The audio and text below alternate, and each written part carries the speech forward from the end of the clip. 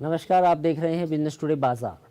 आज हम बात करेंगे आपसे जुड़ी एक खबर के बारे में। खबर ये है कि सरकार ने या यूँ कहें कि एनपीपीए ने कुछ दवाइयों के दाम पर कैपिंग लगाई है। यानी कि अब ये दवाएं जो रिटेल में आप खरीदते हैं तय कीमत से ज़्यादा दाम नहीं चुकाने होंगे। जी हाँ, दरअसल नेशनल फार्मास्यूटिकल प्राइसिंग अथॉरिटी, जिसको एनपीपीए कहते हैं, ने करीब 19 दवाओं की कीमत तय कर दी है। अब इसमें कौन कौन सी दवाएं शामिल हैं वो हम आपको बताते हैं। इसमें कैंसर, हाइपरटेंशन से लेके दर्द, बुखार और गले के संक्रमण की दवाएं भी शामिल है। दरअसल एनपीपीए ने 3 जनवरी को ये एक नोटिफिकेशन जारी किया है। इसमें ब्रेस्ट और पेट के कैंसर के इलाज में इस्तेमाल होने वाली दवाएं, जिसमें एक दवा का नाम है ट्राइसुजुमैब, इस लिस्ट में शामिल है।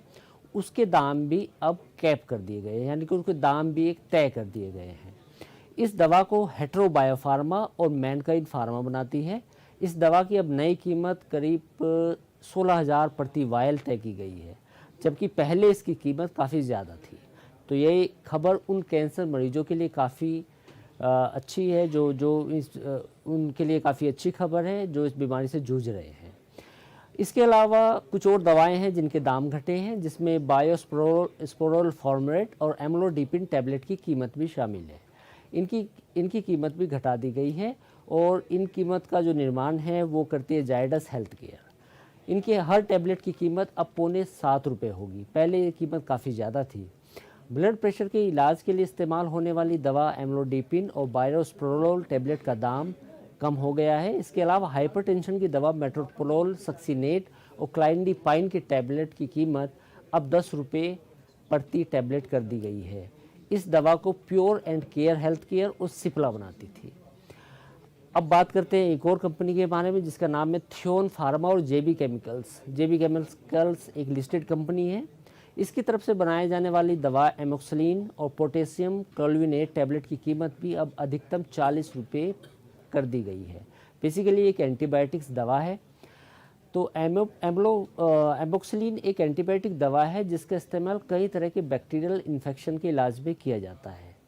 एनपीपीए के नोटिफिकेशन में कहा गया है कि अगर इन दवाओं को तय खुदरा दाम से अधिक दाम पर बेचा जाता है तो उसके खिलाफ कड़ी कार्रवाई की जाए और जो लोकल ड्रग इंस्पेक्टर हैं वो भी कार्रवाई के लिए अधिकृत होंगे।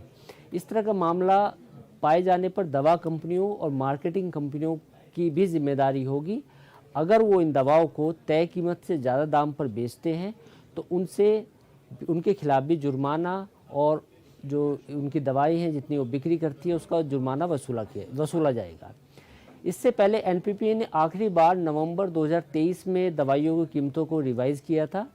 इस महीने दिल्ली हाई कोर्ट के एक डिवीज़न बेंच ने एक फैसले में कहा था कि सरकार के पास नॉन शेड्यूल फार्मूलेशंस की अधिकतम खुदरा मूल्य यानी एमआरपी तय करने का अधिकार है और इसे चैलेंज नहीं किया जा सकता। सरकार के पास ये अधिकार है कि वो ज़रूरी दवाओं या जो उन्हें लगता है कि जिन दवाओं की कीमतें तय की जानी चाहिए उन दवाओं की कीमतें तय कर सकती है।